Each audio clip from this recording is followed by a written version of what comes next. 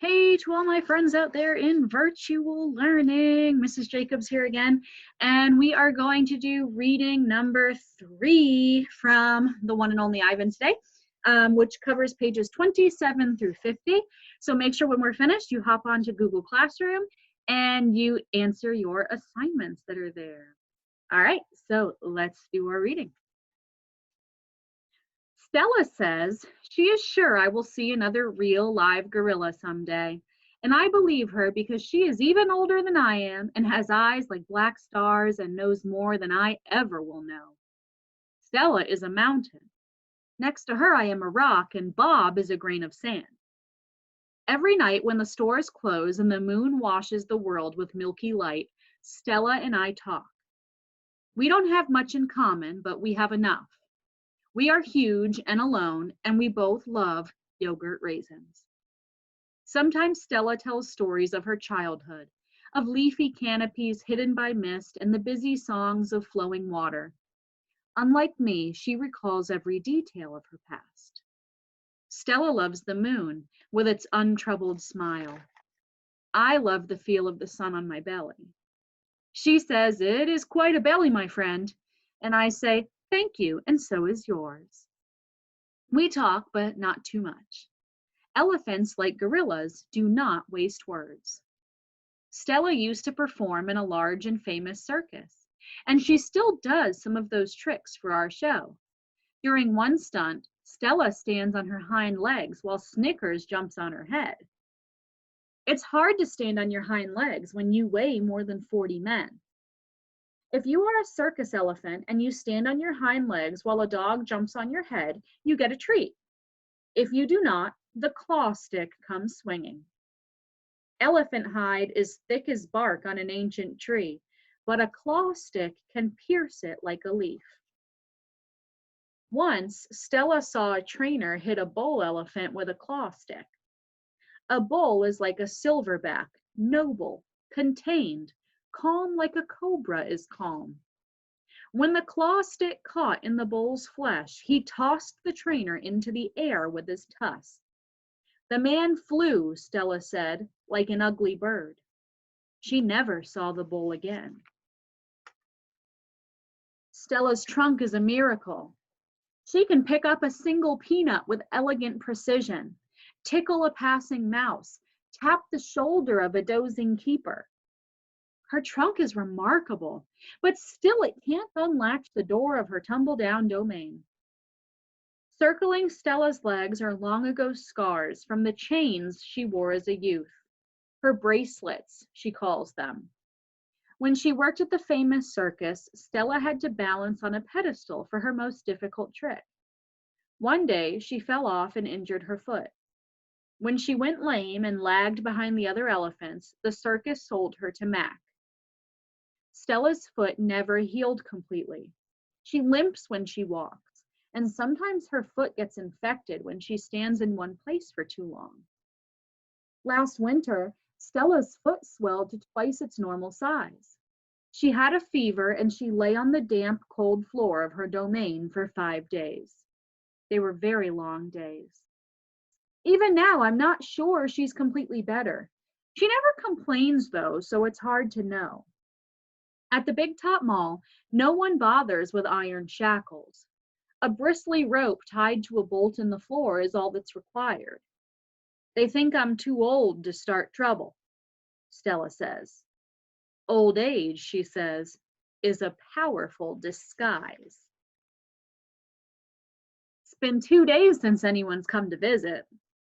Mac is in a bad mood. He says we are losing money hand over fist. He says he is going to sell the whole lot of us. When Thelma, a blue and yellow macaw, demands, "Kiss me, big boy," for the 3rd time in 10 minutes, Mac throws a soda can at her. Thelma's wings are clipped so that she can't fly, but she can still hop. She leaps aside just in the nick of time. "Pucker up," she says with a shrill whistle. Mac stomps to his office and slams the door shut. I wonder if my visitors have grown tired of me. Maybe if I learn a trick or two, it will help. Humans do seem to enjoy watching me eat. Luckily, I am always hungry. I am a gifted eater. A silverback must eat 45 pounds of food a day if he wants to stay a silverback. 45 pounds of fruit and leaves and seeds and stems and bark and vines and rotten wood. Also, I enjoy the occasional insect. I am going to try to eat more. Maybe then we will get more visitors. Tomorrow I will eat 50 pounds of food, maybe even 55. That should make Mac happy. I explained my plan to Bob. Ivan, he says, trust me on this one. The problem is not your appetite. He hops onto my chest and licks my chin, checking for leftovers. Bob is a stray, which means he does not have a permanent address. He is so speedy, so wily, that mall workers long ago gave up trying to catch him. Bob can sneak into cracks and crevices like a tracked rat. He lives well off the ends of hot dogs he pulls from the trash. For dessert, he laps up spilled lemonade and splattered ice cream cones. I've tried to share my food with Bob, but he is a picky eater and says he prefers to hunt for himself. Bob is tiny, wiry, and fast like a barking squirrel. He is nut-colored and big-eared. His tail moves like weeds in the wind, spiraling, dancing. Bob's tail makes me dizzy and confused. It has meanings within meanings, like human words. I am sad, it says. I am happy, it says. Beware, I may be tiny, but my teeth are sharp. Gorillas don't have any use for tails. Our feelings are uncomplicated. Our rumps are unadorned. Bob used to have 3 brothers and 2 sisters. Humans tossed them out of a truck onto the freeway when they were a few weeks old. Bob rolled into a ditch. The others did not. His first night on the highway, Bob slept in the icy mud of the ditch. When he woke, he was so cold that his legs would not bend for an hour. The next night, Bob slept under some dirty hay near the Big Top Mall garbage bins. The following night, Bob found the spot in the corner of my domain where the glass is broken. I dreamed that I'd eaten a furry donut, and when I woke in the dark, I discovered a tiny puppy snoring on top of my belly. It had been so long since I felt the comfort of another's warmth that I wasn't sure what to do. Not that I hadn't had visitors. Mac had been in my domain, of course, and many other keepers. I'd seen my share of rats zip past, and the occasional wayward sparrow had fluttered in through a hole in my ceiling. But they never stayed long. I didn't move all night for fear of waking Bob. Once I asked Bob why he didn't want a home. Humans, I'd noticed, seemed to be irrationally fond of dogs, and I could see why a puppy would be easier to cuddle with than, say, a gorilla. Everywhere is my home, Bob answered. I'm a wild beast, my friend, untamed and undaunted. I told Bob he could work in the shows like Snickers, the poodle who rides Stella. Bob said Snickers sleeps on a pink pillow in Mac's office. He says she eats foul-smelling meat from a can. He made a face. His lips curled, revealing tiny needles of teeth. Poodles, he said, are parasites. Mac gives me a fresh crayon, a yellow one, and 10 pieces of paper. Time to earn your keep, Picasso, he mutters. I wonder who this Picasso is. Does he have a tire swing like me? Does he ever eat his crayons? I know I have lost my magic, so I try my very best. I clutch the crayon and think. I scan my domain. What is yellow? A banana. I draw a banana. The paper tears, but only a little. I lean back and Mac picks up the drawing. Another day, another scribble, he says. 1 down, 9 to go. What else is yellow? I wonder, scanning my domain. I draw another banana. And then I draw 8 more. 3 visitors are here. A woman, a boy, a girl. I strut across my domain for them. I dangle from my tire swing. I eat 3 banana peels in a row. The boy spits at my window. The girl throws a handful of pebbles. Sometimes I'm glad the glass is there. After the show, the Spit Pebble children come back. I display my impressive teeth. I splash in my filthy pool. I grunt and hoot. I eat and eat and eat some more. The children pound their pathetic chests. They toss more pebbles. Slimy chimps, I mutter. I throw a me ball at them. Sometimes I wish the glass were not there. I'm sorry I called those children slimy chimps. My mother would be ashamed of me. Like the Spit Pebble children, Julia is a child, but that, after all, is not her fault. While her father, George, cleans them all each night, Julia sits by my domain. She could sit anywhere she wants, by the carousel, in the empty food court, on the bleachers coated in sawdust, but I am not bragging when I say that she always chooses to sit with me. I think it's because we both love to draw. Sarah, Julia's mother, used to help clean them all. But when she got sick and grew pale and stooped, Sarah stopped coming. Every night, Julia offers to help George, and every night he says firmly, "Homework, Julia. The floors will just get dirty again." Homework, I have discovered, involves a sharp pencil and thick books and long sighs. I enjoy chewing pencils. I'm sure I would excel at homework. Sometimes Julia dozes off, and sometimes she reads her books, but mostly she draws pictures and talks about her day. I don't know why people talk to me, but they often do. Perhaps it's because they think I can't understand them. Or perhaps it's because I can't talk back. Julia likes science and art.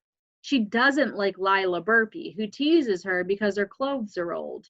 And she does like Deshaun Williams, who teases her too, but in a nice way. And she would like to be a famous artist when she grows up. Sometimes Julia draws me. I am an elegant fellow in her pictures, with my silver back gleaming like moon on moss. I never look angry, the way I do on the fading billboard by the highway. I always look a bit sad, though. I love Julia's pictures of Bob. She draws him flying across the page, a blur of feet and fur. She draws him motionless, peeking out from behind a trash can or the soft hill of my belly. Sometimes in her drawings, Julia gives Bob wings or a lion's mane. Once she gave him a tortoise shell. But the best thing she ever gave him wasn't a drawing. Julia gave Bob his name. For a long time, no one knew what to call Bob. Now and then a mall worker would try to approach him with a tidbit. "Here, doggy," they'd call, holding out a French fry. "Come on, Pooch," they'd say. "How about a little piece of sandwich?" But he would always vanish into the shadows before anyone could get too close.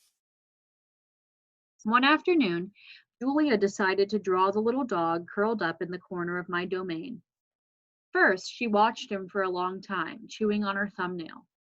I could tell she was looking at him the way an artist looks at the world when she's trying to understand it. Finally, she grabbed her pencil and set to work. When she was finished, she held up the page. Under the picture were 3 bold, confident marks, circled in black.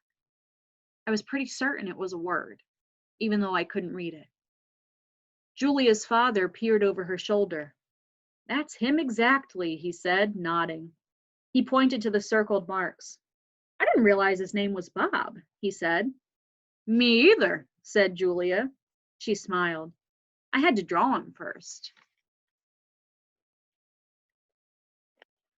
Bob will not let humans touch him. He says their scent upsets his digestion. But every now and then I see him sitting at Julia's feet. Her fingers move gently just behind his right ear. Usually Mac leaves after the last show, but tonight he's in his office working late. When he's done, he stops by my domain and stares at me for a long time while he drinks from a brown bottle. George joins him, broom in hand, and Mac says the things he always says. "How about that game last night?" And "Business has been slow, but it'll get better, you'll see." And "Don't forget to empty the trash." Mac glances over at the picture Julia is drawing. "What are you making?" he asks. "It's for my mom," Julia says. "It's a flying dog." She holds up her drawing, eyeing it critically. She likes airplanes and dogs. Hmm, Mac murmurs, sounding unconvinced. He looks at George. How's the wife doing anyway? About the same, George says. She has good days and bad days. Yeah, don't we all? Mac says. Mac starts to leave, then pauses. He reaches into his pocket, pulls out a crumpled green bill, and presses it into George's hand. Here, Mac says with a shrug. Buy the kid some more crayons. Mac is already out the door before George can yell thanks. So I'm curious to know, what do you think about Mac? We're learning some interesting things about him as a character. So make sure you hop on Google Classroom. Make sure you check out your Lesson 3 assignments and get those turned in. And then tune back in next time for Lesson 4. All right, talk to you later.